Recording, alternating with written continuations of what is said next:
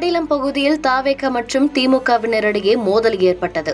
விஜயின் பிறந்த நாளுக்காக வைக்கப்பட்ட பேனரை கிழித்த திமுகவினரை தட்டிக்கிட்ட தவேகவினருக்கு மண்டை உடைந்தது. இதனால் அரசு மருத்துவமனையில் நள்ளிரவில் சிகிச்சை பெற்று மேல் சிகிச்சைக்காக மருத்துவமனைக்கும் அனுப்பி வைக்கப்பட்டனர்.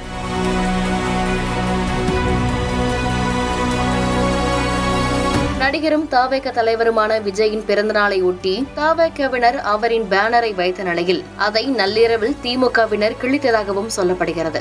இதனால் இரு தரப்பிற்கும் இடையே மோதல் ஏற்பட்டு தற்பொழுது போலீசார் வழக்கு பதிவு செய்து அதை விசாரிக்கும் அளவிற்கு வந்துள்ளது.